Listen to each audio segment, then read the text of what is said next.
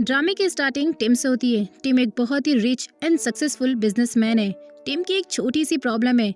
Tim को हर चीज perfect पसंद है, इसलिए आप उसे मिस्टर परफेक्ट भी कह सकते हैं। टिम बिजनेसमैन के साथ साथ बहुत ही खूबसूरत भी था, इसीलिए लड़कियां उसे हमेशा से पसंद करती थी। तो वहीं हम क्यूपिड हट के बॉस को देखते हैं, जिसका नाम प्रेम होता है। प्रेम ने अपनी कंपनी में आज वैलेंटाइन डे पार्टी ऑर्गेनाइज किया था और बस इसी पार्टी में उसने वीआईपी पर्संस को बुलाया था, जिसमें से हमारा मेन लीड टिम भी होता है।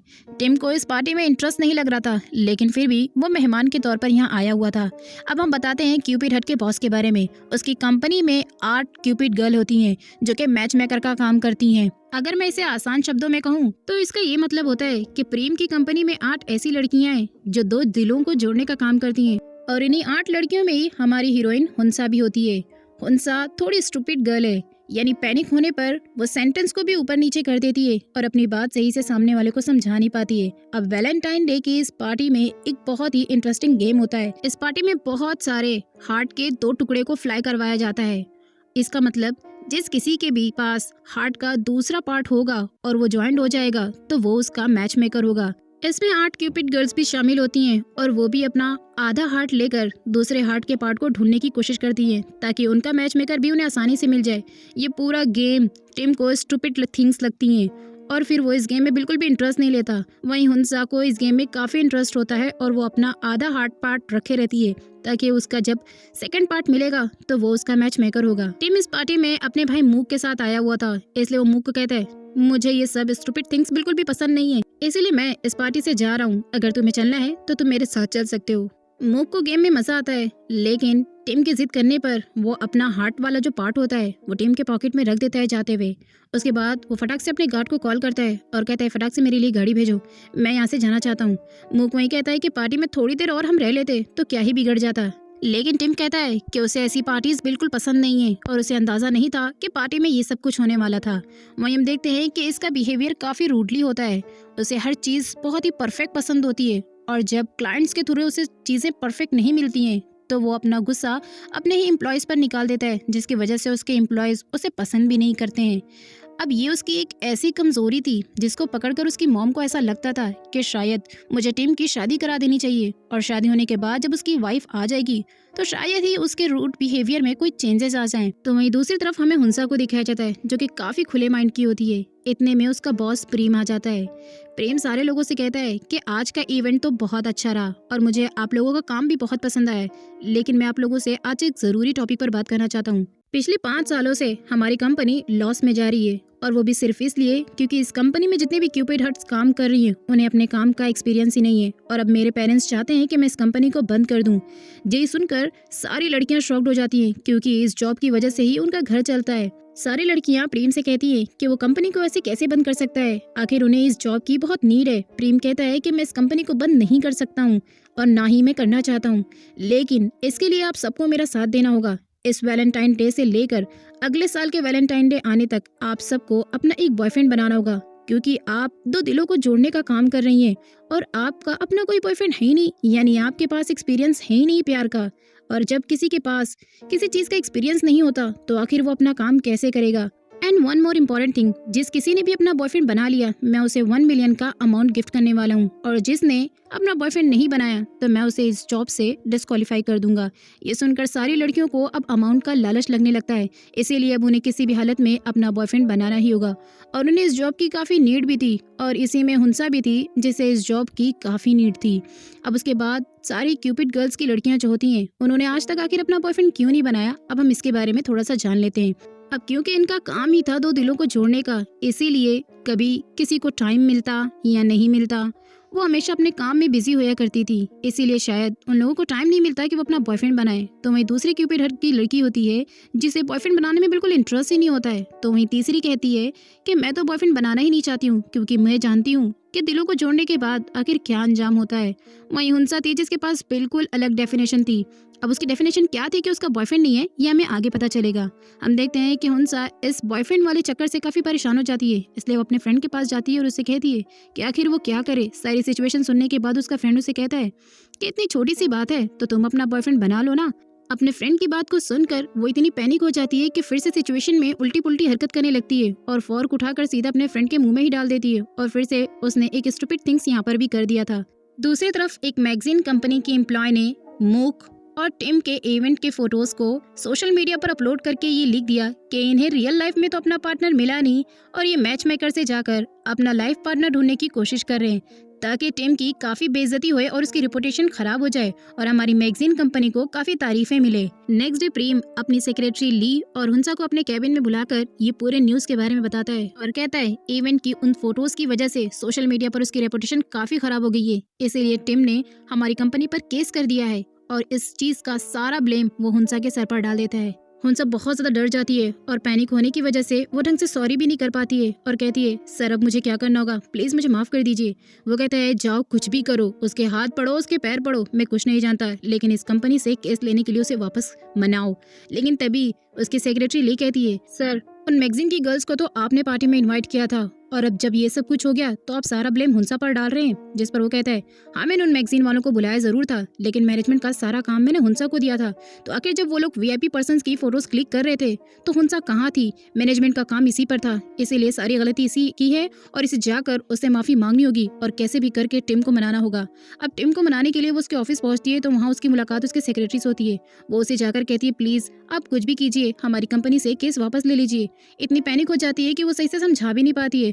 अब टिम का सेक्रेटरी उसे कहता है आपको हमारे वकील से बात करनी पड़ेगी, जो बातें करनी है उन्हीं से जाकर करिए। वो कहती है प्लीज मुझे एक बार टिम सर से मिलने दीजिए, मैं उनसे मिलकर बात करूंगी और उन्हें समझाऊंगी। और फिर उसके सेक्रेटरी को मनाने के लिए वो फ्रूट से भरी एक टोकरी देती है, उसमें सीजर होती है। सीजर उसकी सेक्रेटरी को लग जाती है और वो कहता है क्या तुम ऐसे हमारे सर को मनाओगी, उन्हें सीजर लगाओगी? वो कहती है सॉरी मैंने इसे पैक किया ना तो गलती से इसमें रह गया होगा। सेक्रेटरी कहता है देखो मैंने मना कर दिया ना तो मेरा जवाब ना ही है, और वैसे भी जब सर तुम्हारी कंपनी पर केस करेंगे ना तो आगे से कोई भी वीआईपी पर्सन के साथ ऐसा दोबारा नहीं होगा। आखिर उनकी रेपुटेशन खराब हुई है। और सेक्रेटरी नहीं मानता, वहाँ से चला जाता है। आगे हम देखते हैं कि जब हुंसा घर पहुंचती है तो वो सबसे पहले टिम के बारे में इंटरनेट से सारी इन्फॉर्मेशन निकालती है, जहाँ उसे पता चलता है कि वो कितना बड़ा बिजनेसमैन है। वो सोचती है अगर उसने मेरी सॉरी को एक्सेप्ट नहीं किया और हमारी कंपनी से अपने केस को वापस नहीं लिया तो क्या होगा। आगे हम देखते हैं कि जैसे ही वो प्रेम के पास पहुंचती है तो प्रेम उसे कहता है कि वहाँ जाकर कोई गड़बड़ी मत करना, उससे आराम से बातें करना और आराम से उसे सॉरी कहना, ताकि जितनी भी कंडीशन है वो खराब ना होए। और वैसे भी तुम्हें सॉरी करके हमारी कंपनी पर से केस हटवाना ही है। वो कहती है सर मैं अपनी पूरी कोशिश करूंगी, लेकिन अगर वो नहीं माने तो। नेक्स्ट डे हुंसा टिम के घर पर ही पहुंच जाती है, लेकिन गार्ड उसे अंदर जाने नहीं देता है। वो गार्ड से कहती है मुझे एक बार टिम सर से मिलने दीजिए, कुछ जरूरी इंपॉर्टेंट बात करनी है मुझे उनसे। लेकिन गार्ड उसे अंदर जाने नहीं देता है और उसे गेट से ही बाहर भगा देता है। आगे नेक्स्ट डे जब दिखाया जाता है तो हुंसा टिम के ऑफिस ही पहुंच जाती है, जहां वो उसकी सेक्रेटरी से उसे पता चलता है कि वो इस वक्त ऑफिस में बैठकर मीटिंग कर रहा है। वो कहती है मैं इंतजार कर लूंगी, लेकिन तभी उसकी मुलाकात नहीं होती है और ऐसे ऐसे करके 1 वीक चला जाता है। लेकिन अब जब टिम अपनी क्लिनिक पर जा रहा होता है चेकअप के लिए तो वो उसका पीछा करने में कामयाब हो जाती है। टिम को अपनी पॉकेट से हार्ट का आधा पार्ट मिलता है, लेकिन वो उसे डस्टबिन में डाल देता है। अब हुंसा उसके पीछे पीछे उसे नोटिस कर ही रही होती है, लेकिन टिम अंदर क्लिनिक में जब चला जाता है तो वो बाहर बैठकर उसका वेट करती है। सेम टाइम पर क्लिनिक की एक लेडी मोपअप कर रही होती है। मोपअप करने के बाद वो वहाँ पर फैन ऑन कर देती है ताकि फटाक से टाइल्स सूख जाएं, लेकिन फैन की हवा से डस्टबिन और हुंसा का पर्स दोनों गिर जाता है। अब उसके पर्स से हार्ट का आधा पार्ट और डस्टबिन से हार्ट का आधा पार्ट मिलकर दोनों ज्वाइंट हो जाता है। वो जब देखती है तो काफी खुश हो जाती है कि उसका फ्यूचर सोलमेट यहीं कहीं है और वो उससे बहुत जल्द मिलेगी, क्योंकि हार्ट के दोनों ही पार्ट आपस में ज्वाइंट होकर ये बता रहे थे कि उसका सोलमेट उसे जल्दी मिल जाएगा। अब वो भूल जाती है कि वो यहाँ किसी का पीछा कर रही है। जब टिम उसे देख लेता है तो वो दूसरे रास्ते से बाहर निकल जाता है। अब बहुत लेट हो जाता है कि टिम बाहर नहीं निकलता है, तो वो जाकर एक डॉक्टर से पूछती है कि क्या अभी यहाँ पर जो बिजनेसमैन अंदर गया था वो जा चुका है। डॉक्टर कहती है वो तो कब का जा चुके हैं, आपने देखा नहीं क्या? वो कहती है ओ माय गॉड, फिर से गड़बड़ हो गई और मैंने एक गोल्डन अपॉर्चुनिटी खो दिया। घर आते हुए रास्ते में उसे उसका बॉस प्रेम दिखाई देता है। वो पोस्टर के पीछे छुप रही होती है, लेकिन प्रेम उसे बाहर बुला लेता है और वो उसे कहता है तुम मुझे ये बताओ क्या तुमने मसला सॉर्ट आउट कर दिया? वो कहती है अब तक नहीं हुआ। तो वो उसे कहता है अच्छा चलो ये बताओ, मैंने बॉयफ्रेंड बनाने के लिए कहा था, क्या तुमने अब तक कोई बॉयफ्रेंड बनाया?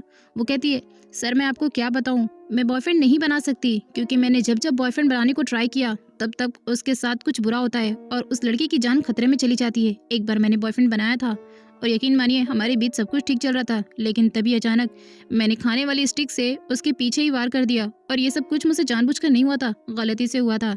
दोबारा मैंने बॉयफ्रेंड जब बनाया तो वहाँ पर आग लगी हुई थी, मैं उस आग से खेल रही थी और फिर इतने में ही मैंने उसके पूरे टेंट को ही जला दिया और फिर उसकी भी जान खतरे में हो गई।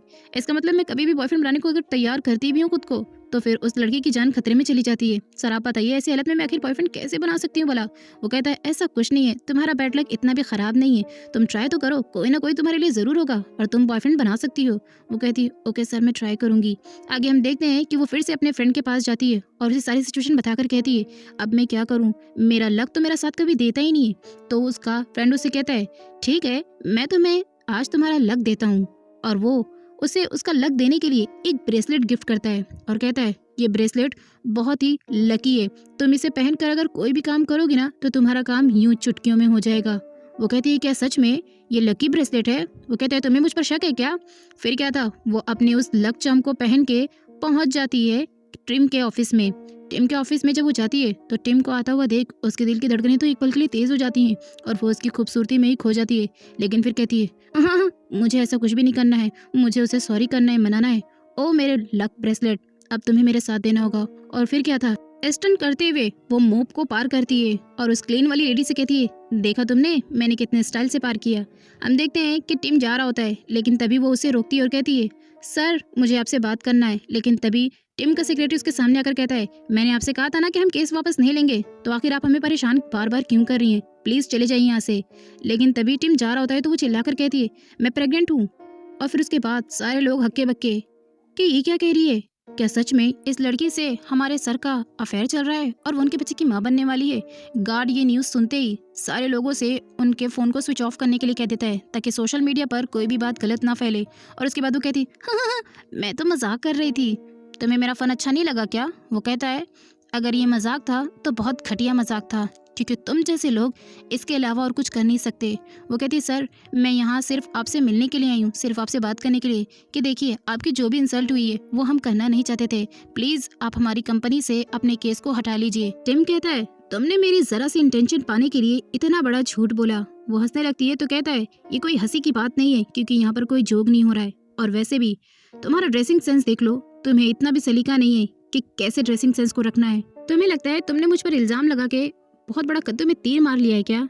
लेकिन तुम नहीं जानती कि तुमने मेरी इज्जत पर यानी मेरी रेपुटेशन को कितना ज्यादा खराब कर दिया है। तुम जैसी लड़कियों को तो बात करने की भी तमीज नहीं होती है। हंसा उसे अपनी बात को समझाने की कोशिश करती है लेकिन तभी टिम की नजर उसके ब्रेसलेट पर पड़ती है जो कि उसका गुड लक ब्रेसलेट था। वो कहता है तुम जैसी लड़कियां होती हैं ऐसी हैं, तुम्हें मेहनत करने पर यकीन नहीं होता है बल्कि अपने लक पर यकीन होता है। इतने में हंसा काफी स्ट्रेस में आ जाती है कि वो उसे आखिर कैसी कैसी बातें सुना रहा है और बस जस्ट सेम टाइम पर उसका ब्रेसलेट हाथ से टूटकर नीचे गिर जाता है। हंसा कहती है देखो तुम्हारी डांट की वजह से मेरे ब्रेसलेट को भी बुरा लग गया और वो भी बिखर कर नीचे गिर गया। वो कहता है तुम जैसी लड़कियां होती ही ऐसी हैं जिन्हें अपनी रेपुटेशन तो क्या दूसरों की भी रेपुटेशन का कोई ख्याल नहीं होता है। और हाँ वन मोर इम्पॉर्टेंट थिंग, दोबारा अगर मेरे ऑफिस में तुम नजर आई तो तुम्हारे ऊपर भी मैं केस कर दूंगा, इसलिए प्लीज अपनी शक्ल दोबारा मुझे मत दिखाना। और अपने गार्ड को ऑर्डर देता है कि अभी के अभी इसे इस कंपनी से बाहर निकाल दो क्योंकि मैं इसकी शक्ल तक देखना नहीं चाहता हूँ। गार्ड उसे लेकर जा रहे होते हैं लेकिन वो चिल्ला चिल्ला कर कहती है सर वो हमारी गलती नहीं थी, वो किसी मैगजीन कंपनी का काम था, प्लीज सर हमारी कंपनी से अपने केस को वापस ले लीजिए। लेकिन टिम को उसकी बातों का कोई फर्क नहीं पड़ता। हंसा रोते हुए कंपनी पहुंचती है और प्रेम से कहती है कि वो लड़का मुझसे बात तक करने को तैयार नहीं है तो भला वो मुझसे नेगोशिएट क्या करेगा। अब तो मुझे डर लगता है कि कहीं वो मुझे जॉब से ना निकाल दे। जिस पर प्रेम उसे कहता है मैं कुछ नहीं जानता, तुम्हें कुछ भी करके उसे मनाना होगा। लेकिन तभी सेक्रेटरी ली कहती है सर आपको हंसा से बात करने के अंदाज में अपने टोन को बदलना चाहिए, आप ये किस तरह से बात कर रहे हैं और वो भी अपनी एम्प्लॉय से। तो वो प्यार से कहता है देखो बात को समझने की कोशिश करो हंसा, तुम्हें उसे मनाना होगा क्योंकि अगर ऐसा नहीं हुआ तो हमारी कंपनी बंद हो जाएगी। सेक्रेटरी कहती है सर, वो कहता है अब तुम्हें अगर बात समझ में आ गई है तो प्लीज़ जाओ और उसे नेगोशिएट करो। वो कहती है सर ठीक है मैं कोशिश करूंगी, लेकिन अगर मैं नहीं कर पाई तो। वो कहता है मुझे तुम्हारी कोशिशों से मतलब नहीं है, मुझे रिजल्ट चाहिए, जाओ और उसे मना कराओ। हंसा अगर तुम्हें बात समझ में आ गई है तो जाओ और उसे मना कराओ ताकि हमारी कंपनी डूबते डूबते रह जाए। अब एक बार फिर से हंसा टिम के घर पे पहुंचती है लेकिन वो अपने वेयर हाउस जा रहा होता है। वो उसका पीछा करते करते उसके वेयर हाउस तक भी पहुंच जाती है। टिम को ऐसा लगता है कि उसका कोई पीछा कर रहा है लेकिन फिर वो देखता है तो पीछे कोई नहीं होता है क्योंकि हंसा तो छुप छुप कर उसका पीछा कर रही होती है।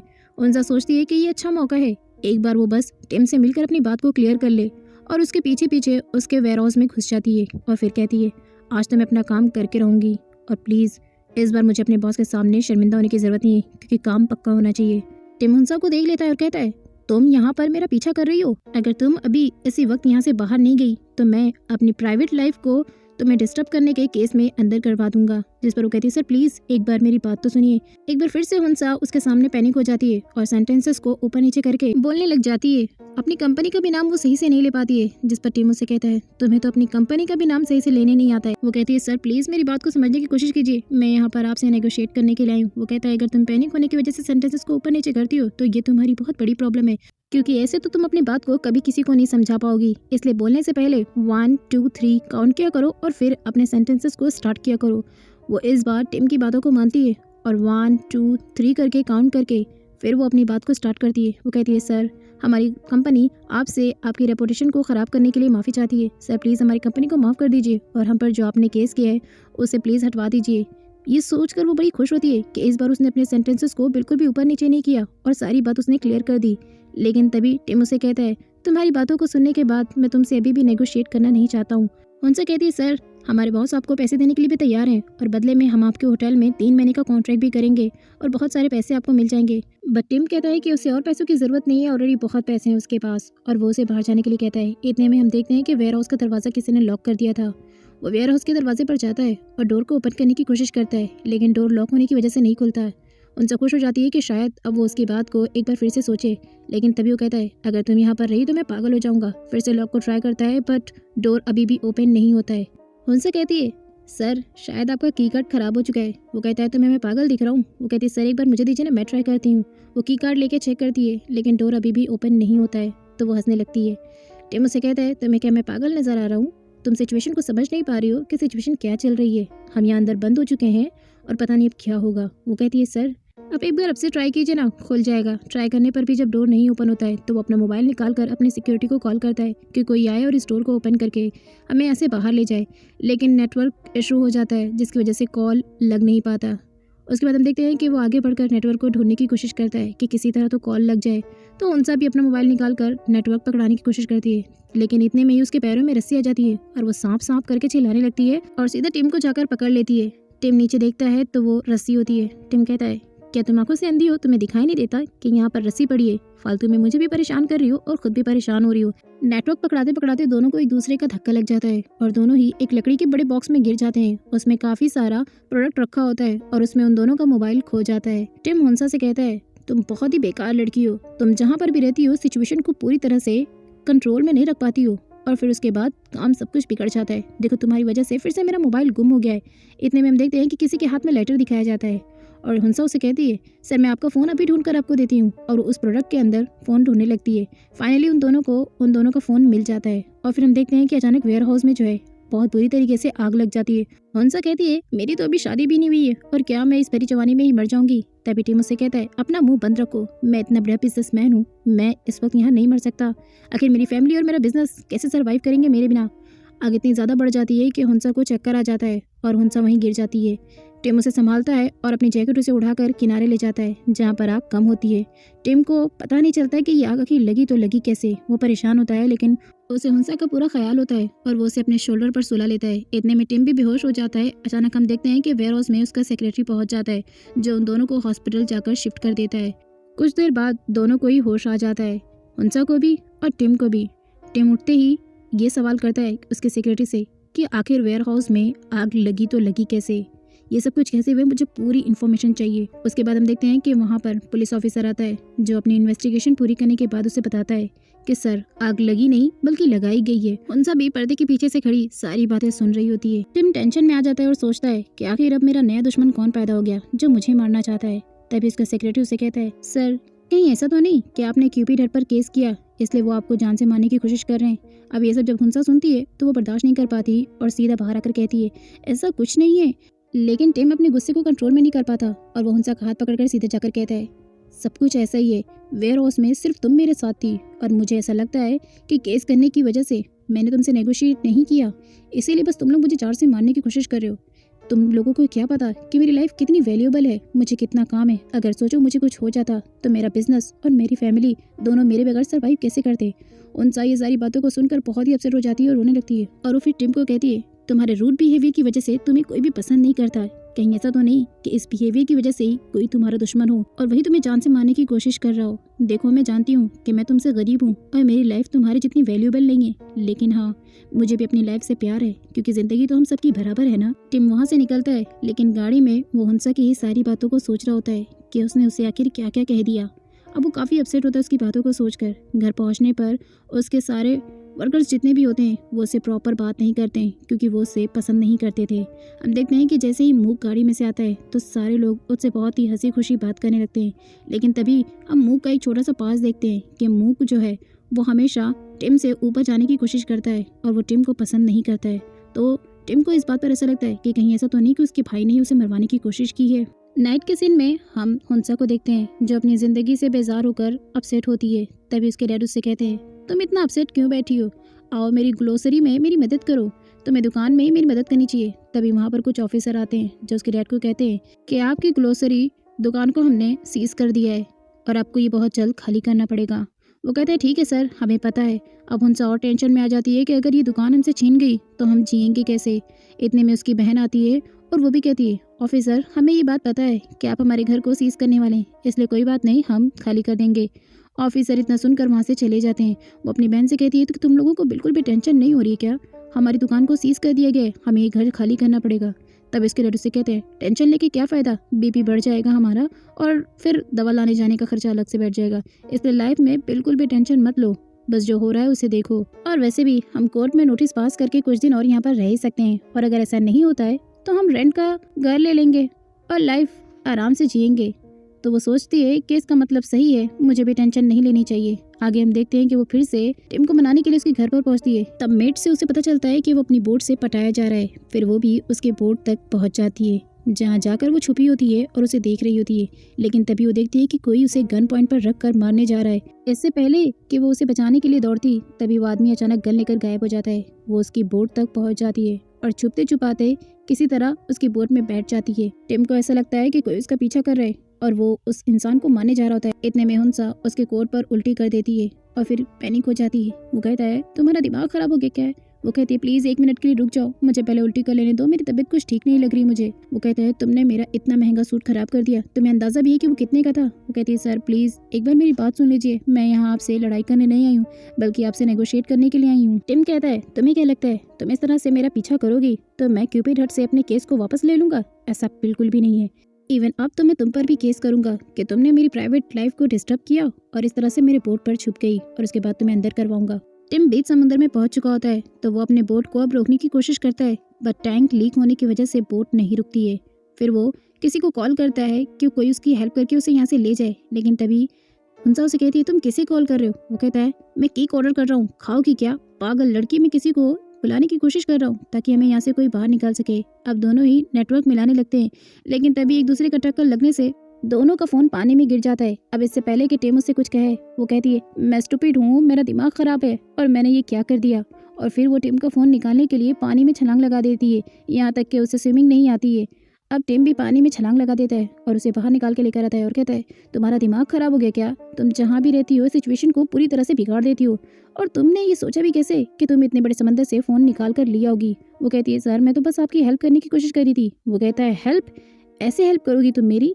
और तुमने सोच भी कैसे लिया कि पानी से अगर तुम फोन बाहर लेकर आओगी तो वो ठीक भी रहेगा और वर्क भी करेगा? टिम हुंसा से कहता है, तुम बहुत बड़ी बनौती हो, तुम पहली बार जब मुझसे मिली तो मेरी रेपुटेशन को दांव पे लगा दिया, दोबारा वेयर हाउस में मिली तो वहाँ पर आग लग गई, और अब तीसरी बार तुम इस बीच समंदर में मुझसे मिली और अब तुम चाहती हो कि हम दोनों ऐसे मर जाएं, लेकिन मैं ऐसा कुछ भी होने नहीं दूंगा। हुंसा कहती है, सर मैं तो बस छलांग लगाकर आपका मोबाइल ढूंढकर आपकी हेल्प करने की कोशिश कर रही थी, मुझे लगता है आपको मारने की कोशिश कोई और कर रहा है। इवन मैंने तो एक आदमी को देखा भी था, आपको गन से शूट करने वाला था। टिम उसकी बातों पर गौर ही नहीं करता है और वो कहता है, आखिर कोई लड़की इतनी स्टूपिड कैसे हो सकती है, और अगर मैं यहाँ से जिंदा बचकर निकल गया ना तो जिंदगी में कोशिश करूंगा कि दोबारा तुम्हारी शक्ल न दिखनी पड़े मुझे और तुमसे दूर ही रहूंगा। उसके बाद वो कहता है, अब तुम अपने मुंह का रेडियो बंद रखो और वो देखो, शायद उस आइलैंड पर हमें रुकने की जगह मिल जाए। बट हुंसा को अब भी कुछ समझ में नहीं आता और उसे वो प्लेस भी दिखाई नहीं देती जो टिम उसे दिखाता है। टिम को गुस्सा आता है और वो कहता है, जाओ एक बार फिर से पानी में कूद जाओ और प्लीज इस बार वापस मत आना। टिम किसी तरह हुंसा को लेकर एक आइलैंड पर पहुंच जाता है। नाइट के सीन में हुंसा स्टार्स को देखकर बातें कर रही होती है। टिम उसे देखकर परेशान होता है और कहता है, कोई इतना स्टूपिड कैसे हो सकता है? आखिर इतने मुश्किल वक्त में भी कोई इस तरह से हंस के बात कैसे कर सकता है। यहाँ मैं परेशान हूँ कि मैं इस आइलैंड से कैसे निकलूँ और इन मैडम को स्टार्ट से बातें करने की पड़ी है। मॉर्निंग में टिम पानी लेकर आता है पीने के लिए और इसके साथ वो अपनी शर्ट हुंसा को दे देता है ताकि वो अपने आप को फुल तरीके से कवर कर ले।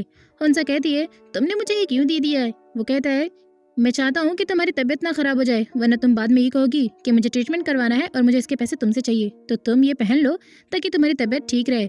वो कपड़े पहनकर आती तो है, लेकिन कपड़े बड़े होने की वजह से उसे बहुत ज्यादा लूज हो रहे थे। टिम देखता है कि हुंसा जो है पीने के पानी से मुंह को वॉश कर रही है। वो उसे चिल्लाता है कि वो पीने का पानी है, उससे तुम्हें मुंह नहीं धोना है। अब उसकी तेज आवाज की वजह से वो पैनिक हो जाती है और सारा पानी गड़बड़ी में नीचे गिरा देती है। वो कहता है, तुम्हारा दिमाग खराब हो गया है, तुम कितने स्टूपिड गर्ल हो। मैंने उसे कहाँ कहाँ से ढूंढ के लाया था ताकि हम उस पानी को पीकर जिंदा रह सकें, और तुमने वो सारा पानी नीचे गिरा दिया। हुंसा एक बार फिर से टिम को सॉरी बोलती है। आगे हम देखते हैं कि टिम को हुंसा के कपड़ों से वो हार्ट मिल जाता है। वो उससे पूछता है, क्या तुम जानती हो कि तुम्हारा ये जो हाफ हार्ट का पीस है वो तुम्हें कहाँ से मिला है या किसका है? वो कहती, नहीं नहीं, मैं तो ये नहीं जानती कि ये हार्ट आधा किसका है आखिर, लेकिन इतना जानती हूँ कि ये मुझे हॉस्पिटल में मिला था। वो समझ जाता है कि वो हाफ पार्ट वही है जो उसने डस्टबिन में डाला था। वो कहता है, इसका मतलब तुम उस लड़के को नहीं जानती हो जो तुम्हारा फ्यूचर सोलमेट है? वो कहती है, नहीं, मैं जानती तो नहीं हूँ, लेकिन बहुत जल्द मुझे मेरा सोलमेट मिल जाएगा। वो कहता है, चलो ठीक है, कम से कम इस बेवकूफ़ को ये तो नहीं पता है कि वो हार्ट का हाफ पार्ट मेरा है, वरना ये मेरा दिमाग खराब कर देती।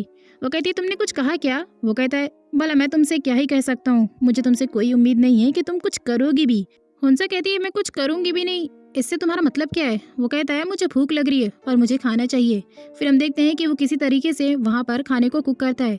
अब जब वो खाना लेकर आ रही होती है तो वो देखता है कपड़े लूज होने की वजह से वो सही से चल नहीं पाती, तो वो उसे पकड़कर उसके कपड़ों को काटने लगता है। लेकिन इस बीच हुंसा काफी डर जाती है कि कहीं वो उसके साथ कुछ गलत तो नहीं करना चाहता है, पर उसे बाद में रियलाइज होता है कि वो सिर्फ उसके लिए एक कंफर्ट जोन बना रहा था। प्रेम पिंकी के पास आता है और उसे कहता है कि मैं सब कुछ जानता हूँ, उस दिन वैलेंटाइन डे पर तुमने टिम की फोटोज को वायरल किया था ताकि उसकी रेपुटेशन खराब हो जाए और तुम्हारे शो की टीआरपी बढ़ जाए। प्रेम कहता है, जिस तरह तुमने टिम की रेपुटेशन को खराब किया है, उसी तरह अपने शो की हेल्प से उसकी रेपुटेशन को सही करो। वो कहती है, मैं ऐसा कुछ करने वाली नहीं हूँ। तो वो कहता है, तो फिर ठीक है, मैं तुम्हारी कंपनी पर केस कर दूंगा।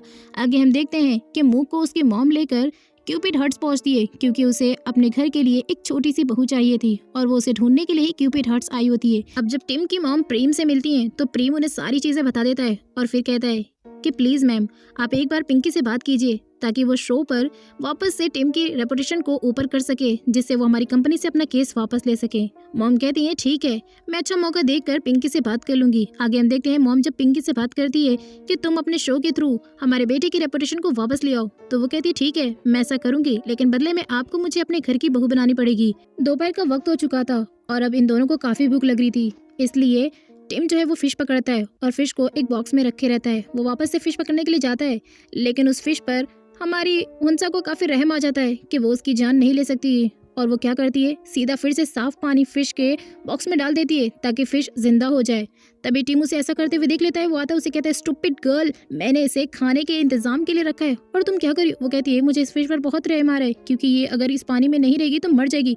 वो कहता है, वो सिर्फ समंदर के पानी में ही रह सकती है, उन्हें साफ पानी में जिंदगी नहीं मिलेगी और तुम्हारा दिमाग खराब हो गया है। अगर तुमने इसे पानी में डाल दिया तो फिर हम खाएंगे क्या? बेवकूफ लड़की, तुमने एक बार फिर से पीने के पानी को इस फिश के बॉक्स में डाल दिया, अब तुम पियोगी भी क्या?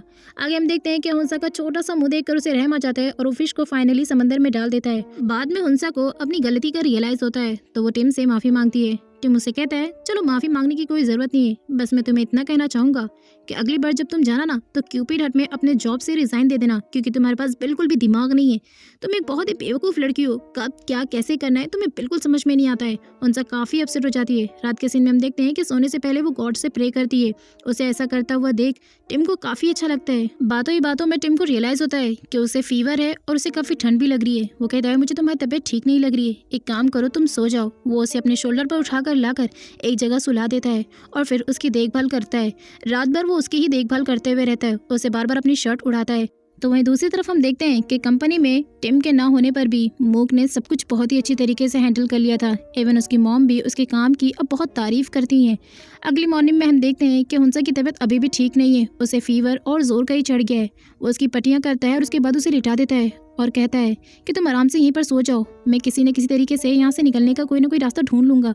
वो कहती है देखो तुम्हें मेरे बारे में इतनी सोचने की ज़रूरत नहीं है, क्योंकि देखो अगर तुम मेरे बारे में इतनी केयर करोगे तो कहीं ऐसा ना होए कि मैं तुमसे, और बस इतने में ही वो बेहोश हो जाती है उसके शोल्डर पर। वो उसे जगाता है पर वो नहीं उठती। तभी उसे अचानक से दिख जाता है कि कोई रेस्क्यू टीम आ रही है। वो रेस्क्यू टीम को हाथ दिखाता है कि प्लीज़ हमें हेल्प की ज़रूरत है, हमारी हेल्प कीजिए, प्लीज़ इसे हॉस्पिटल ले जाना पड़ेगा क्योंकि उसकी तबीयत ठीक नहीं है। रेस्क्यू टीम उसकी बात सुन लेती है और वो हुंसा को पानी में से लेकर दौड़कर बोट पर बैठ जाता है। और जैसे ही वो शहर पहुंचता है तो सबसे पहले वो हुंसा को एडमिट करा देता है। होश आने पर हुंसा अपने डैड को कॉल करती है और सारी बातें उसे बता देती है। डैड कहते हैं हम अभी आते हैं बेटा तुमसे मिलने के लिए। हुंसा का फीवर पूरी तरीके से उतर चुका था। वो अपने फ्रेंड को कॉल करके उसे बुलाती है।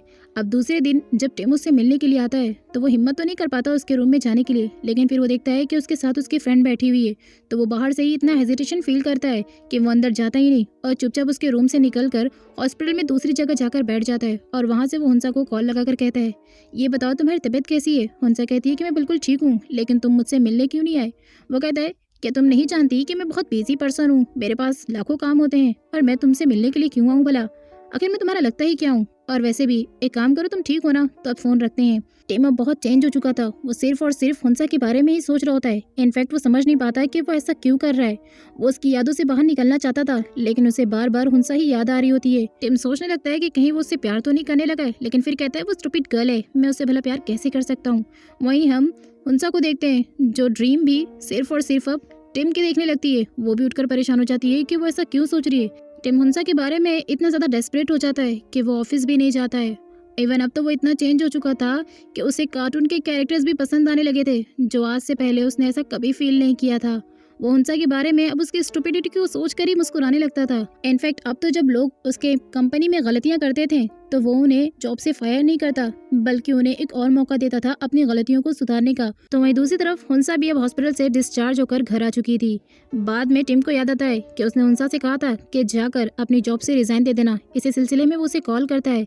हुंसा कॉल रिसीव नहीं करती तो उसकी फ्रेंड उसे रिसीव करने के लिए कहती है। वो कहती है अगर मैंने कॉल रिसीव किया तो वो मुझे फिर से कहीं बातें ना सुनाने लगे, बस इसलिए मैं उसका कॉल रिसीव नहीं करना चाहती हूँ। आगे हम देखते हैं कि वो रेजिग्नेशन लेटर लेकर प्रेम के पास पहुंच जाती है, क्योंकि उसे टिम की बातें याद थी कि जाकर रिजाइन दे देना। वो टिम की बातों को लेकर इतनी ज्यादा सीरियस हो गई थी कि रिजाइनिंग लेटर प्रेम के हाथों में दे देती है। प्रेम उससे कहता है ये रिजाइनिंग लेटर आखिर तुम मुझे क्यों दे रही हो। वो कहती है सर क्योंकि शायद अब मैं इस काम के लायक नहीं हूँ। वो कहता है एक्टिंग बंद करो क्योंकि तुम्हें पता है तुमने बहुत अच्छा किया है। वो कहती है सर मैंने क्या कर दिया। प्रेम कहता है तुम्हें पता है टिम ने अपने केस को हमारी कंपनी से वापस ले लिया है और ये सिर्फ और सिर्फ तुमने किया है। वो सोचती है ये कैसे हो गया। आगे हम देखते हैं कि टिम उसके ऑफिस के बाहर आकर खड़ा होता है उससे बात करने के लिए। थोड़ी देर बाद हुंसा ऑफिस से निकलकर घर जा रही होती है, लेकिन टिम उसे देख तो लेता है निकलते हुए, बट उसकी हिम्मत नहीं होती कि वो उससे जाकर बात कर ले। वो चुपचाप उसका धीरे धीरे पीछा करने लगता है। हुंसा अपनी बाइसाइकिल लेती है और वहाँ से जाने लगती है, लेकिन तभी टिम के पास एक छोटा सा बच्चा आ जाता है जो उससे कुछ पैसे मांग रहा होता है। टिम उस बच्चे को पैसा तो दे देता है, लेकिन उसके बाद जब वो हुंसा को देखता है तो हुंसा वहाँ से गायब हो चुकी होती है। हुंसा तो उसके पीछे से आकर उसे कहती है हे तुम यहाँ पर क्या कर रहे हो। वो कहता है मैं यहाँ पर थोड़ा मार्केटिंग के सिलसिले में आया था। वो कहती है इसका मतलब क्या है, तुम अभी इस ब्रिज के नीचे भी अपना ऑफिस बनाओगे, यानी अपनी प्रॉपर्टी खरीद लोगे। वो कहता है ऐसा कुछ नहीं है, मैं यहाँ पर सिर्फ कुछ शेयर्स देखने के लिए आया था। वो कहती है तो ठीक है ना, हम एक जगह पर बैठकर बात कर सकते हैं। जहाँ हुंसा उसे बताती है कि तुमने हमारी कंपनी से केस वापस ले लिया है। वो कहता है हाँ, क्योंकि मुझे ऐसा एहसास हुआ कि तुम शायद अपनी जगह सही थी। दोनों की बात खत्म होने के बाद हुंसा बाइसाइकिल लेकर अपने घर जा रही होती है। तभी वो उसके पीछे से आता है और कहता है क्या तुम इस बाइसाइकिल से घर जाओगी। वो कहती है नहीं, मैं बस से घर जाऊंगी बाइसाइकिल को लेकर। वो कहता है तुम्हारा दिमाग खराब हो गया क्या, तुम बाइसाइकिल यहीं पर छोड़ दो, मैं तुम्हारे घर पहुंचा दूंगा और तुम खुद अकेले बस से चली जाओ। वो कहती है ओके ठीक है बाय। और उसके बाद हम देखते हैं कि जब वो बस की सीट पर बैठती है तो पीछे से टिम भी आ जाता है और वो उसे कहता है क्या तुम रोज बस से घर जाती हो। वो कहती है हाँ। वो कहता है तुम्हारे पीछे कितने सारे लड़के बैठे हैं, इनफैक्ट वो तो मुझे शक्ल से ही गुंडे नजर आ रहे हैं, क्या तुम्हें डर नहीं लगता। वो कहती नहीं, मैं उनसे छिड़ती नहीं हूँ ना। इतने में हम देखते हैं कि ये सारी बातें उन गुंडों ने सुन ली थी और वो बैड बॉयज जो है सीधा आके टिम से कहते हैं हे तुम हमारे बारे में क्या बोल रहे हो। वो कहती नहीं नहीं, इन्होंने कुछ नहीं बोला, शायद आपने कुछ गलत सुन लिया है, इनकी कोई गलती नहीं। लेकिन वो गुंडे बॉयज होते हैं ना, इसलिए वो फटाक से टिम पर हमला कर देते हैं। टिम भी उन बैड बॉयज से फाइटिंग करता है और उन लोगों की अच्छी खासी बैंड बजाने के बाद वो हुंसा को बस से लेकर बाहर भाग जाता है। गुंडे उनके पीछे भागने लगते हैं, लेकिन इन दोनों की रफ्तार इतनी तेज होती है कि दोनों जाकर कहीं छुप जाते हैं और फिर यहीं पर इनकी फर्स्ट किस भी हो जाती है। हंसा टिम को उन गुंडों से बचाने के लिए थैंक्स बोलती है। टिम उससे कहता है, देखो आइंदा बस से सफ़र मत करना, और कभी करना भी तो अपना पूरा ख्याल रखना। वो कहती है ठीक है। आगे हम देखते हैं कि वो दोनों साथ ही घर जा रहे होते हैं। टिम उसे कहता है कि मैं तुम्हें घर ड्रॉप कर दूंगा। वो कहती नहीं नहीं, मैं चली जाऊंगी। वो कहता है मैंने कहा ना मैं तुम्हें ड्रॉप कर दूंगा। रास्ते में उन्हें एक बहुत बड़ा चेस वाला गेम दिखता है। वो कहता है क्या तुम चेस खेल सकती हो? वो कहती है मुझे नहीं आता। टिम कहता है चलो मैं तुम्हें सिखा दूंगा, और फिर वो उसे चेस खेलना सिखाता है, और इस तरह इन दोनों की बॉन्डिंग अब मजबूत हो रही थी।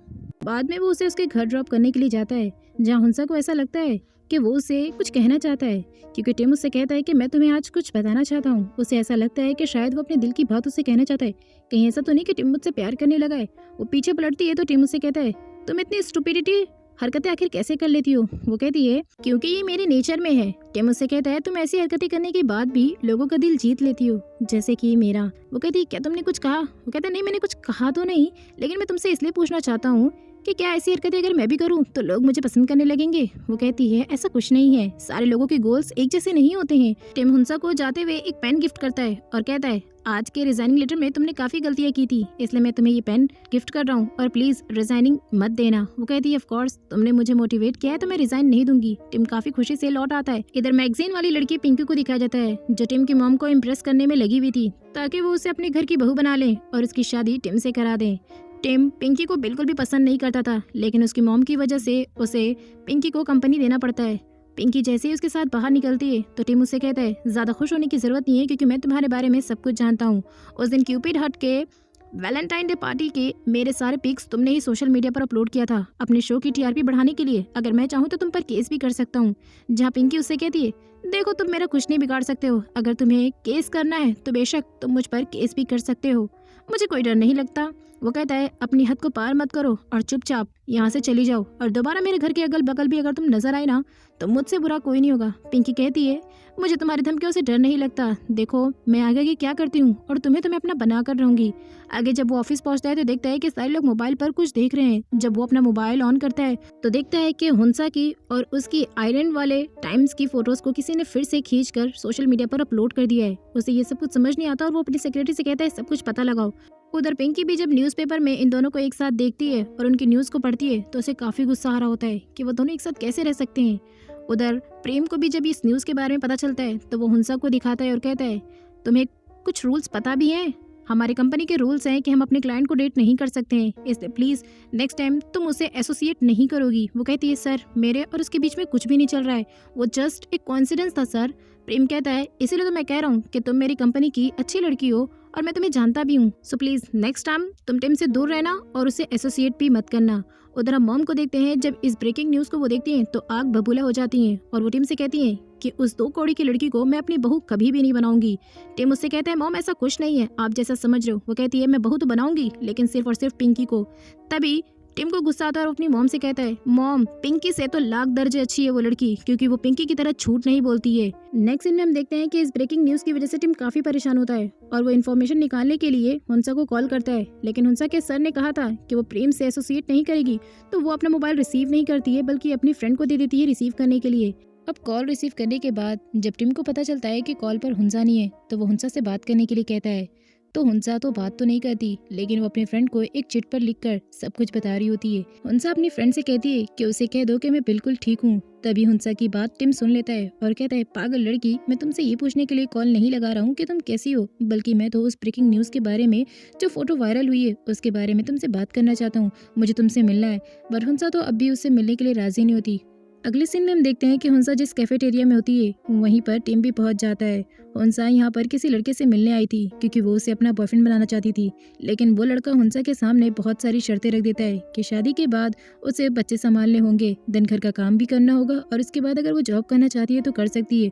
हुंसा कहती है शायद तुम किसी फाइटर वुमेन को ढूंढ रही हो और मैं इतने सारे काम एक साथ नहीं संभाल सकती हूँ। दूर खड़ा टिम उन दोनों की सारी बातें सुन रहा होता है। वो लड़का कहता है अगर तुम्हें मेरी शर्त मंजूर है तो इन 4 महीनों में हम शादी भी कर लेंगे।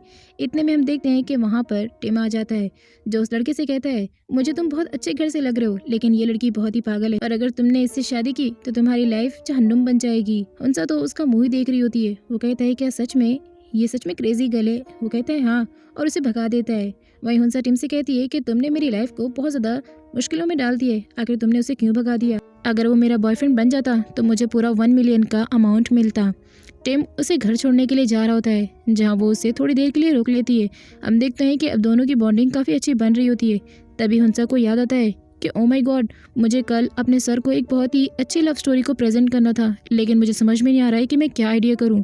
जिस पर टिम उसे कहता है, क्यों ना तुम एक ऐसे कपल को मैच मेक करो जो कि एक दूसरे से बिल्कुल अलग हो, जिनमें ज़मीन और आसमान का फ़र्क हो। जैसे लड़का परफेक्ट मैन हो और लड़की क्रेजी गर्ल हो, ताकि एक गलतियाँ करना सीखे तो दूसरा उसे परफेक्ट तरीके से सही करना। वो कहती, वाह, तुम्हारा आइडिया तो कमाल का है, लेकिन क्या ये सर को पसंद आएगा? वो कहता है, दो अलग अलग लोगों की भी लव स्टोरी बन सकती है, क्योंकि अगर एक गलती करता है तो दूसरा उसे सही करेगा।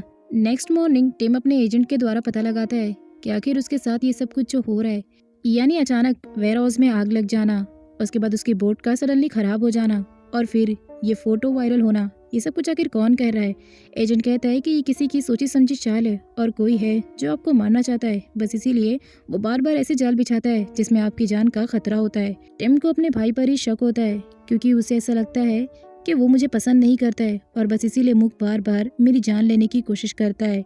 वहीं हम उनसा को देखते हैं कि नेक्स्ट डे जब वो अपने ऑफिस पहुंचती है तो एक परफेक्ट मैन और क्रेजी गर्ल की लव स्टोरी को अपने सर को बताती है, और प्रेम को उसका ये आइडिया बहुत पसंद आता है और वो मैच मेकिंग के लिए कुछ ऐसे ही आइडियाज को ट्राई करने के लिए कहता है। वहीं हम पिंकी की फ्रेंड जूही को देखते हैं, जो कि डेट के लिए मूक के साथ आई हुई थी, और इस डेट को पूरा गाइड करने वाली लड़की कोई और नहीं बल्कि हुंसा ही होती है। हुंसा उनकी पूरी डेट को फिक्स करती है और जो है वो बाहर खड़ी होती है, लेकिन तभी वो देखती है कि जूही अपनी डेटिंग टेबल से उठकर बाहर जा रही है और फिर उसने धोखे से वेटर के साथ मिलकर ड्रिंक में कुछ मिलाया है। ये सब कुछ हुंसा देख लेती है। हुंसा को समझ में आता है कि जूही जरूर कुछ गड़बड़ी करने वाली है, इसलिए वो फटाक से मूक के पास जाती है और मूक से कहती है, मुझे तुम्हारी गर्लफ्रेंड की नीयत ठीक नहीं लगती और मैंने अभी उसे तुम्हारे ड्रिंक में कुछ मिलाते हुए देखा है, मुझे बहुत कुछ गड़बड़ लग रहा है।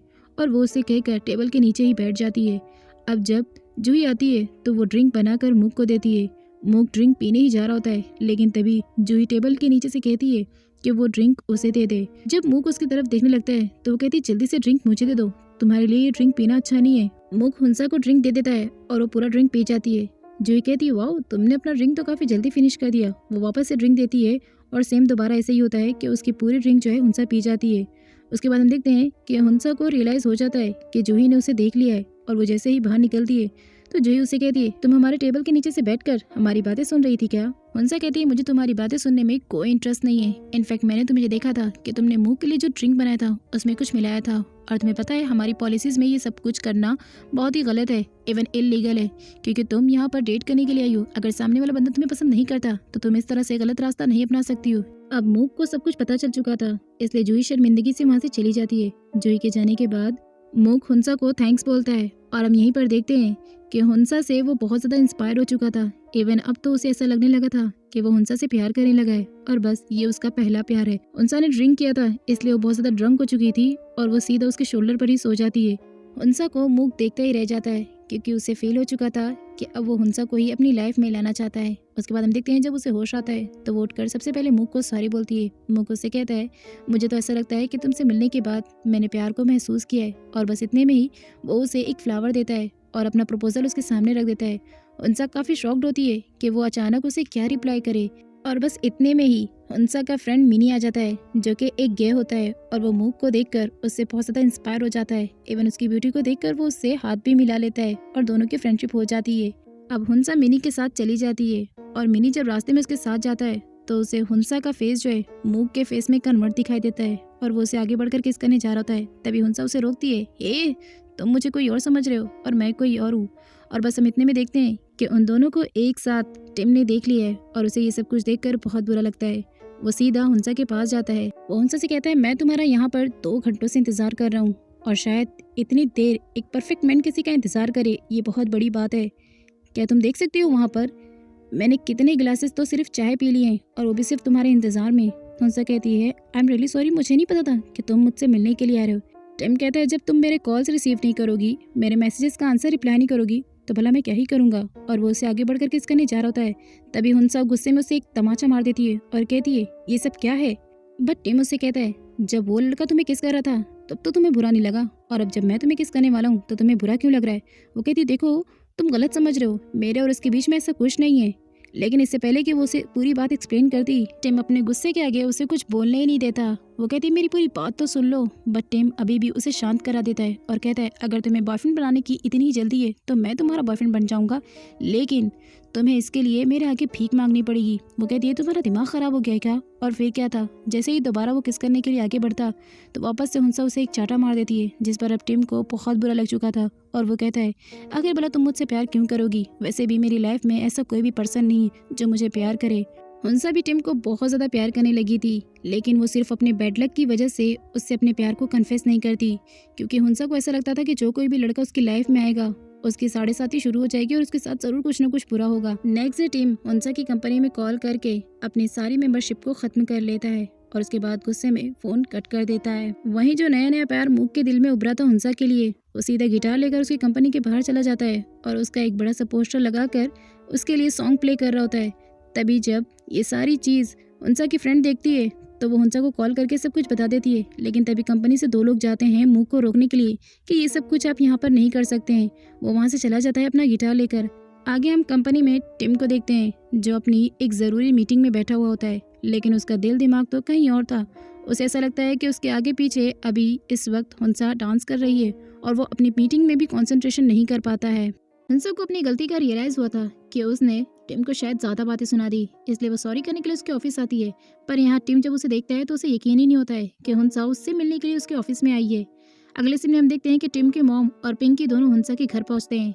दोनों जाकर उसे खरी खोटी सुनाते हैं। टिम की मॉम उसे अपने बेटे से दूर रहने के लिए कहती है क्योंकि तुम्हारा स्टैंडर्ड हमारे स्टैंडर्ड से कई ज्यादा गिरा हुआ है। इतने में ही हुंसा का एक्स बॉयफ्रेंड वहाँ पर पहुँच जाता है। हुंसा सिचुएशन को देखते हुए बात संभालती है और कहती है कि ये मेरा बॉयफ्रेंड है, आपका बेटा टिम नहीं। हुंसा ने ये टिम को बचाने के लिए जानबूझकर किया था। पिंकी उससे कहती है अगर ये सच में तुम्हारा बॉयफ्रेंड है तो तुम दोनों कुछ ऐसा करो जिससे मुझे पता चल जाए। वो दोनों एक दूसरे को किस करते हैं तो वो फोटो क्लिक कर लेती है और कहती है अब मुझे यकीन हो गया कि तुम दोनों गर्लफ्रेंड एंड बॉयफ्रेंड हो। मॉम खुशी खुशी घर लौटती है और उसके बाद वो जाकर सीधा सबसे पहले टिम से मिलती है और टिम को कहती है तुम्हारी गर्लफ्रेंड का एक एक्स बॉयफ्रेंड भी है और वो तुम्हें धोखा दे रही है। अब जैसे ही टिम हुंसा की पिक किसी और लड़के के साथ देखता है तो उसका तो खून ही जल जाता है। टिम हुंसा के फ्रेंड के पास जाता है और उसे उन दोनों की फोटो दिखाकर कहता है मुझे इस वक्त हुंसा और वो लड़का साथ चाहिए, इसमें तुम मेरी हेल्प करोगे। उसके फ्रेंड की मदद से वो दोनों को एक जगह पर बुला लेता है और उसके बाद जाकर खुद कहता है वाओ तुम्हारा कोई एक्स बॉयफ्रेंड भी है, मुझे नहीं पता था, लेकिन अब मैं क्लियर कर दूंगा, रुको जरा। उसका बॉयफ्रेंड कहता है हाँ मैं हुंसा से बहुत प्यार करता हूँ, तुम क्या कर लोगे? वो कहता है अगर तुमने हुंसा का पीछा नहीं छोड़ा तो मैं तुम्हें पूरे शहर में कहीं भी नौकरी करने लायक नहीं छोड़ूंगा। अब टिम जैसे बड़े बिजनेस टाइकून से आखिर कौन ही पंगा ले सकता है, इसलिए वो लड़का चुपचाप अपने कदम पीछे कर लेता है और हुंसा को छोड़कर वहाँ से चला जाता है क्योंकि ये उसकी जॉब का सवाल था। आगे हम देखते हैं हुंसा को टिम उसके घर ड्रॉप करता है और उसके बाद वो कहती है मैं फ्रेश होकर अभी आती हूँ। हुंसा फ्रेश होने के लिए चली जाती है, लेकिन तभी हुंसा के मोबाइल पर अचानक से एक वीडियो आता है और ये वीडियो मूक की थी जब उसने हुंसा के कंपनी के बाहर उसे प्रपोज करने के लिए सॉन्ग गाया था। ये सब कुछ देखकर टिम समझ जाता है कि हुंसा जो है वो मूक से प्यार करती है, मुझसे नहीं। हुंसा के आने पर वो उसे कहता है तुमने भी मुझे धोखा दे दिया, तुम मेरे भाई मूक से प्यार करती हो और इतने दिनों से मिलकर तुम उसके साथ मुझे धोखा दे रही थी। मैं तुमसे कितना प्यार करता था, एक सिर्फ तुम ही थी जिस पर मैं इतना ज्यादा यकीन करता था और भरोसा करता था, लेकिन तुमने भी औरों की तरह मेरा भरोसा तोड़ दिया। वो कहती है मेरी बात तो सुन लो, लेकिन वो एक भी बात नहीं सुनता और सीधा अपने घर पर जाकर मुंह को बहुत मारता है और फिर कहता है मॉम ये लड़का मुझे कहीं का नहीं छोड़ेगा, सबसे पहले इसने मेरा बिजनेस छीनने की कोशिश की और अब मुझसे मेरा प्यार छीनने की कोशिश कर रहा है। उसके बाद उसका भाई उससे कहता है भाई ऐसा कुछ नहीं है, आप जैसा समझ रहे हो, प्लीज मेरी बात तो सुन लो। हाँ मैं उसे प्यार करता था, लेकिन जैसे ही मुझे पता चला कि आप उससे प्यार करते हो तो मैंने उसका पीछा छोड़ दिया। लेकिन मुंह की कही हुई एक बात पर भी टिम को यकीन नहीं होता है और वो उससे बहुत ज्यादा नाराज हो जाता है। आगे हम देखते हैं कि वो अपनी सेक्रेटरी से कहता है कि अब वो इस घर में नहीं रहना चाहता है, इसलिए वो कोई अच्छा सा फ्लैट देखे उसके लिए। सेक्रेटरी कहता है सर ये आपका घर है, आप इसे मत छोड़कर जाइए। वो कहता है तुम मेरे बाप मत बनो, जितना मैंने कहा है उतना करो। आगे हम देखते हैं कि एजेंट को पता चल जाता है कि कोई हैकर है जो इन चीजों को हैक कर रहा है। हैकर का जब एड्रेस पता करते हैं तो वो कोई और नहीं बल्कि हुंसा की बहन होती है। वो उसे लेकर आता है और उसके बाद पूछताछ करता है, जिससे वो बताती है कि मैं सिर्फ सीक्रेट इन्फॉर्मेशन ही कलेक्ट करती थी, बाकी इन सब चीजों के पीछे कौन है मुझे कुछ नहीं पता, क्योंकि वो मुझे सिर्फ मेल करके ही बताता था जो करना रहता था। वो उस मेल के थ्रू वापस से उस लोकेशन का पता लगाता है। लोकेशन पर जब एजेंट पहुंचता है तो उससे पहले ही क्रिमिनल वहां से भाग चुका होता है, लेकिन छानबीन करने से उस रूम में उसे एक जैकेट मिलती है और वो जैकेट को क्लू मानकर वहाँ से लेकर चला आता है। वो टिम को जैकेट दिखाता है और पूछता है कि आप इस जैकेट को पहचानते हैं। टिम उस जैकेट को देखते ही पहचान जाता है कि ये जैकेट तो मूक की है, क्योंकि पास्ट में टिम ने खुद ही उसे ये जैकेट उसके बर्थडे पर गिफ्ट किया था, इसलिए वो इस जैकेट को अच्छी तरीके से पहचान रहा था। हुंसा टिम से मिलने के लिए उसके घर पहुंचती है ताकि वो अपने और मूक के बारे में उसे सब कुछ क्लियर कर सके।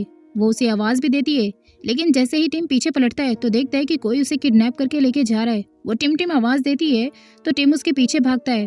हुंसा उस किडनैपर से कहती है, प्लीज मुझे छोड़ दो, मैंने तुम्हारा क्या बिगाड़ा है, तुम। और वो देखकर उसे शॉक्ड हो जाती है। उसके बाद हम देखते हैं कि वहाँ पर टिम पहुँचता है और उस किडनैपर की अच्छी खासी बैंड बजाता है, और जब उसका नकाब वो हटाता है तो देखता है कि वो कोई और नहीं बल्कि उसका सेक्रेटरी है। इसका मतलब अब तक टिम के साथ जो कुछ भी हो रहा था वो उसका भाई मूक नहीं बल्कि उसका सेक्रेटरी कर रहा था। वो कहता है कि मैं तुमसे शुरुआत से ही नफरत करता हूँ, मैं मूक को बहुत पसंद करता था, लेकिन जब से तुम उसकी लाइफ में आए हो वो मुझ पर तो ध्यान ही नहीं देता था। इतने में ही मूक आ जाता है और मूक कहता है, भाई मैं ये सब कुछ नहीं कर रहा था, मैं आपसे डे वन से कहता था।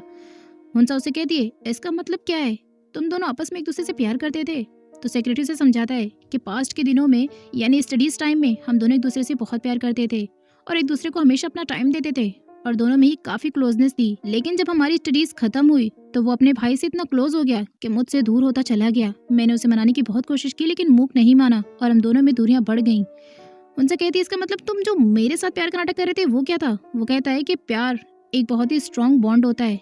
पहले मैं वो इस सेक्रेटरी के साथ फील करता था, लेकिन बाद में तुमसे मिलकर मुझे एहसास हुआ कि मैं तुमसे प्यार करता हूँ। अब इतने में देखते हैं कि सेक्रेटरी जो होता है वो मुंह पर गन तान देता है, लेकिन जब तक गोली चलती है टिम आगे आ जाता है और टिम को बैक पर गोली लग जाती है। टिम वहीं पर गिर जाता है। हुंसा उसे संभालती है। मुक को बहुत गुस्सा आता है और वो सेक्रेटरी की अच्छी खासी बैंड बजाकर उसे पुलिस वालों के हवाले कर देता है। पुलिस उस सेक्रेटरी को लेकर चली जाती है। वहीं हुंसा टीम की ऐसी हालत को देखकर बहुत परेशान हो जाती है। उसके बाद हम नेक्स्ट सीन हॉस्पिटल में देखते हैं, जहाँ पर सारे लोग टिम के लिए काफी परेशान होते हैं। मॉम भी हॉस्पिटल आती है। टिम की सर्जरी करके गोली को बाहर निकाल दिया जाता है, जिससे उसकी जान बच जाती है। थोड़ी ही देर बाद उसे होश भी आ जाता है। टिम को होश आते ही वो सबसे पहले मूक से अपनी गलती के लिए माफी मांगता है कि उसने उसे गलत समझा। उसका भाई कहता है कि मैंने तो आपको कब का माफ कर दिया, क्योंकि मैं जानता था कि मेरा भाई सबसे अच्छा है। मॉम भी काफी खुश होती हैं। वहीं हम देखते हैं अब मॉम को हुंसा से भी कोई प्रॉब्लम नहीं थी, क्योंकि वो समझ चुकी थी कि टिम की खुशी हुंसा के साथ रहने में ही है, और अगर उन्होंने उन दोनों को अलग किया तो शायद वो अपना बेटा खो देंगी। इसीलिए वो हुंसा को अब एक्सेप्ट कर चुकी थी और उन्होंने हुंसा को घर पर आने के लिए भी इजाज़त दे दी, ताकि वो टिम का पूरा ख्याल रख सके। हुंसा घर आती है और अब टिम का पूरा ख्याल रखती है। इन दोनों को साथ देखकर मॉम भी अब सेटिस्फाई हो चुकी थी कि हुंसा इस घर के लिए ही है और वो इस घर को डिजर्व करती है। आगे हम देखते हैं कि जैसे ही वो बाहर निकलती है तो उसके पास पिंकी आती है और उसे कैपेबल होने का ताना देती है कि तुम ठीक से कुछ भी नहीं संभाल सकती हो, तो आखिर तुम इतने बड़े बिजनेस टाइकून को कैसे संभालोगी, क्या तुम उसके लिए कैपेबल हो। पिंकी की ये सारी बातें सुनकर हुंसा बहुत ही अपसेट हो जाती है। और अब पूरा 1 वीक हो चुका था, उसने ना ही तो टिम से मुलाकात की और ना ही टिम के घर गई और ना ही उससे कोई कॉल पर बात की, ये सोच कर कि वो उसके लिए शायद कैपेबल नहीं है और शायद ये उसका बेड लक ही है। तभी हुंसा टिम के बारे में एक न्यूज़ देखती है कि अब वो शहर से बाहर जाकर एशिया में अपने बिजनेस को ऑर्गेनाइज करेगा। हुंसा सोचती है कि शायद अब वो उससे कभी न मिल पाएगी और बस डायरेक्ट वो एयरपोर्ट पहुंच जाती है, लेकिन तब तक वो देखती है कि एशिया की जाने वाली फ्लाइट जा चुकी है। लेकिन फिर हम टिम को पीछे देखते हैं। सडनली वो जब पीछे मुड़ती है तो टिम को देखकर खुश हो जाती है और फिर कहती है, ये जानते हुए भी कि मैं तुमसे इतना प्यार करती हूँ, तुम मुझे छोड़कर जा रहे थे, वो भी बिना मुझसे मिले।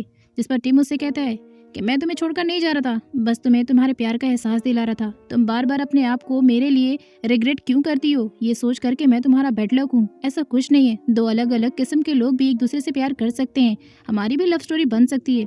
तुम मुझसे प्रॉमिस करो कि आगे से तुम मुझसे कभी दूर नहीं भागोगी, कभी खुद को मेरे लिए ये नहीं सोचोगी कि तुम मेरे लिए कैपेबल नहीं है। और बस वो मान जाती है। टिम अपने प्यार की निशानी उसे एक नेकलेस के रूप में देता है और पहना देता है और कहता है, मुझसे वादा करो कि आइंदा कभी छोड़कर मुझे नहीं जाओगी। वो उससे वादा करती है और इन दोनों के बीच में किस भी हो जाती है और दोनों एक दूसरे के साथ काफी खुश होते हैं। और इसी हैप्पी एंडिंग के साथ ये ड्रामा यहीं पर खत्म हो जाता है। बाय द वे गाइस, आपको तो डिफरेंट लोग यानी एक सुलझा हुआ बिजनेस टाइकून और एक सिल्ली गर्ल की लव स्टोरी कैसी लगी मुझे कमेंट करके जरूर बताएं। एंड अगर आपको ऐसे ही इंटरेस्टिंग ड्रामास और देखने हैं और मेरी वीडियोस पसंद आती हैं तो चैनल को सब्सक्राइब कीजिए एंड वीडियो को लाइक